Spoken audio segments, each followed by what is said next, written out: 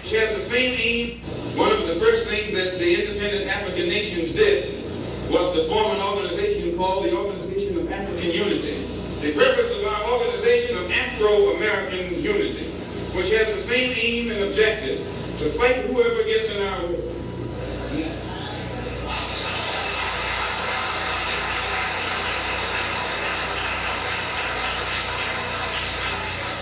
To bring about the complete independence of people of African descent here in the Western Hemisphere, and first here in the United States, and bring about the freedom of these people by any means necessary.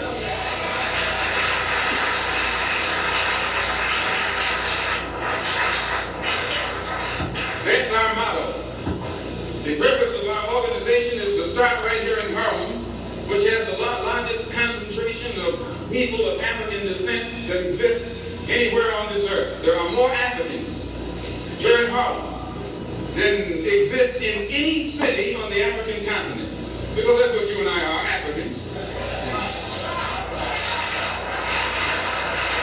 The Charter of the United Nations, the Universal Declaration of Human Rights, the Constitution of the United States, and the Bill of Rights are the principles in which we believe, and that these documents, if put into practice, represent the essence of mankind's hopes and good intentions, desirous that all Afro-American people and organizations should henceforth unite so that the welfare and well-being of our people will be assured.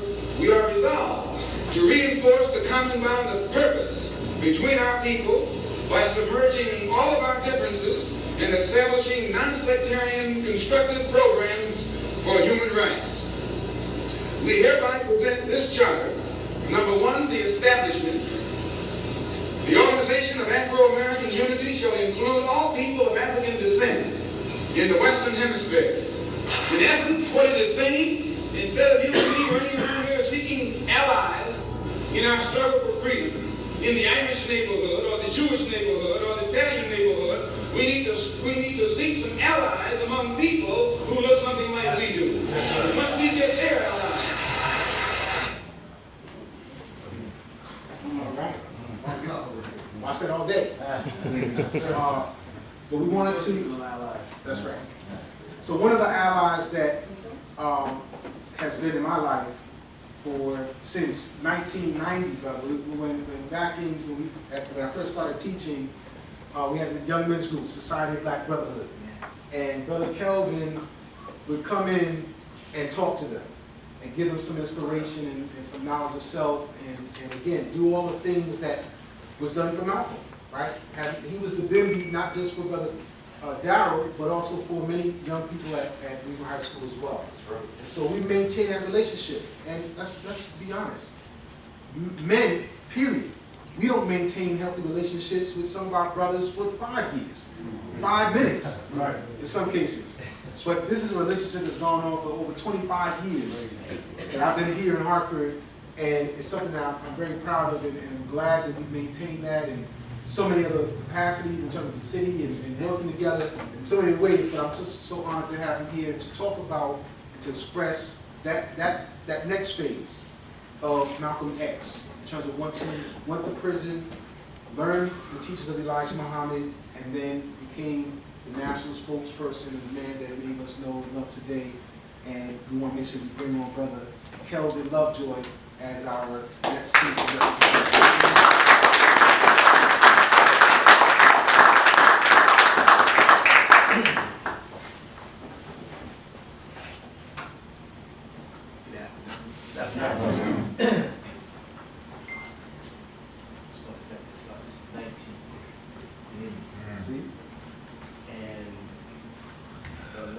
Is a guest speaker at Baptist Church in Harlem.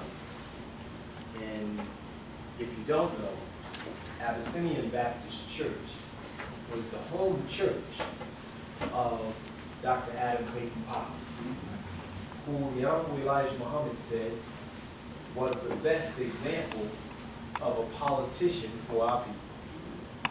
So if you're not familiar with Adam Clayton Powell, you may want to do some research. So now let's put our minds as Dr. Powell has just brought on Brother Malcolm.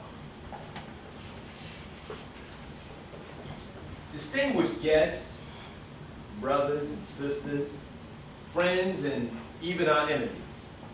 As a follower and minister of the Honorable Elijah Muhammad, who is the messenger of Allah to the American so-called Negro, I am very happy to accept this invitation and to be here this afternoon, and to express, or at least try to represent, the Honorable Elijah Muhammad's views on this most timely topic, the Black Revolution. First, however, there are some questions we have to put to you. Since the black masses are here in America and are now in open revolt against the American system of segregation, will these same black masses turn towards integration, or will they turn towards complete separation?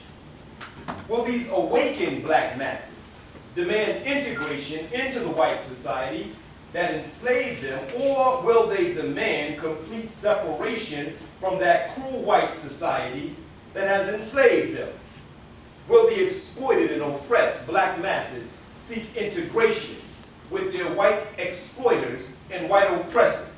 Or will they awaken the black masses and truly revolt and separate themselves completely from this wicked race that has enslaved us? These are just some quick questions that I think will provoke some thoughts in your mind and mine. How can the so-called Negro, who calls themselves enlightened leaders, expect the poor black sheep to integrate into a society of bloodthirsty wolves? Wolves who have already been sucking on our blood for over 400 years here in America. Or will these black sheep also revolt against the false shepherd, the hand-picked Uncle Tom Negro leaders, and seek complete separation so that we can escape from the den of the wolves rather than be integrated with the wolves in the wolves' den? Go ahead.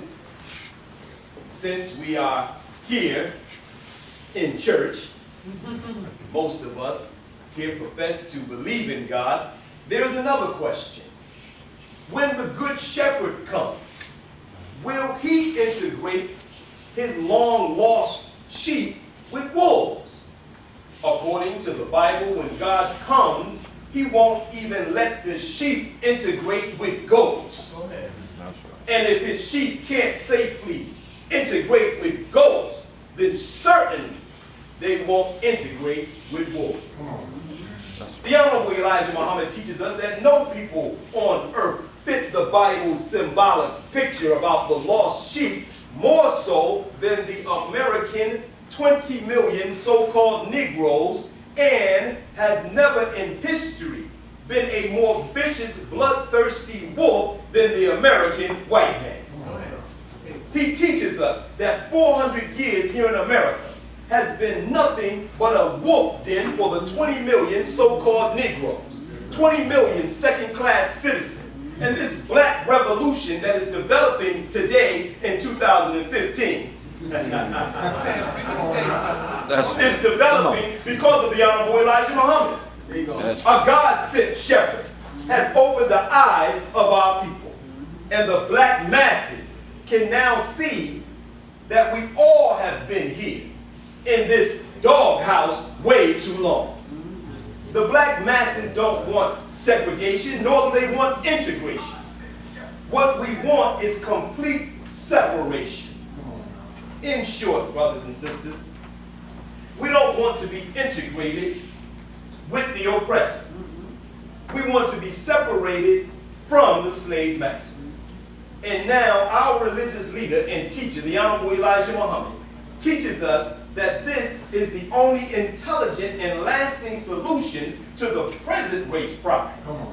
In order to fully understand why the Muslim followers of the Honorable Elijah Muhammad actually reject the hypocritical promises of integration, it must first be understood by everyone are a religious group. And as a religious group, we can in no way be equated or compared to the non-religious civil rights groups.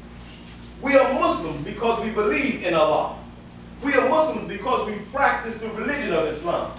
The Honorable Elijah Muhammad teaches us that there is but one God, the creator and sustainer of the entire universe, the all-wise, the all-powerful supreme being, the great God whose proper name is Allah. The Honorable Elijah Muhammad also teaches us that Islam is an Arabic word that means complete submission to the will of Allah, or obedience to the God of truth, the God of peace, the God of righteousness, the God whose proper name is Allah.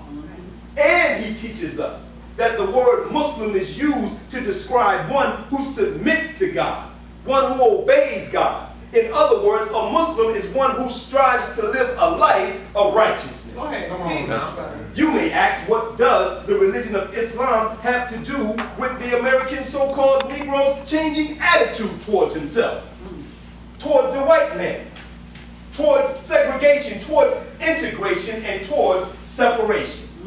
And what part will this religion of Islam play in the current black revolution that is sweeping the American continent?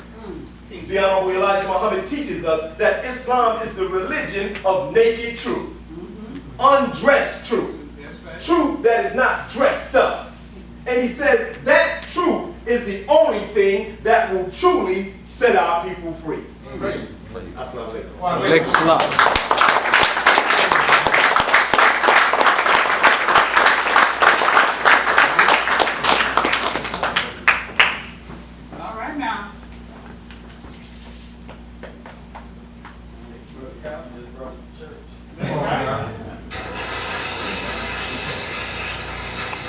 It's time now for you and me to stop running away from the wolf right into the arms of the fox, looking for some kind of help. That's right. That's right.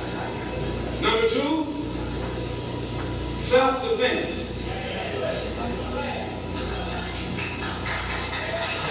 That's right. That's right.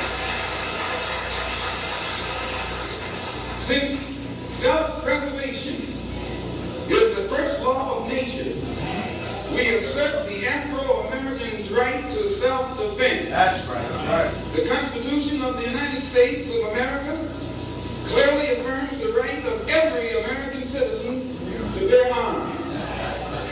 And as Americans, we will not give up a single right guaranteed under the Constitution. The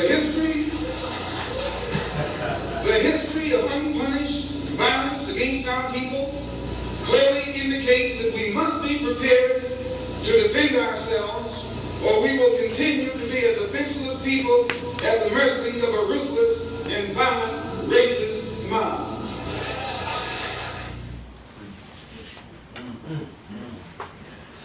Wow. So, we still have more to go.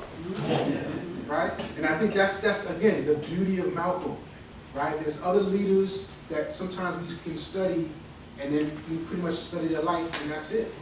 But there's always something more. There's always another level when it comes to the understanding of Brother Malcolm or El Hajj Malik El Shabazz. So at this time, we want to go to the final level, if you will. We want to go to the part of his life where he began to reevaluate or began to look at life in a new way, a different way. Or in some levels, it's the same way, but in a different lens, if you will. So we want to make sure that we understand it from that child that you see. And that's why I love the fact that Brother Kendrick included that picture of him as a child, that innocent face, right? That from there, all of these experiences follow. And so we want to get to that ultimate point in his life, or the last stage of his life, because he was cut short at the young age of 39. By the way, Dr. King was also 39. That's right. Yeah.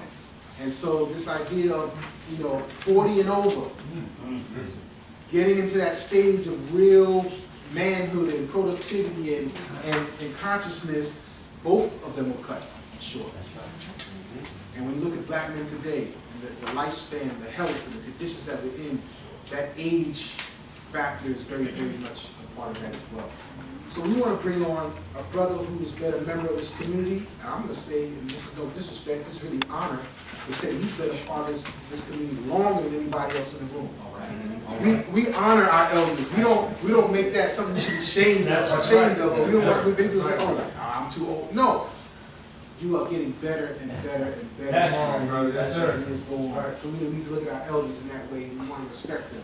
So we have an elder right now in our midst, someone who has been a journalist, right? Someone who's been telling the story of other people, but also our story at the same time.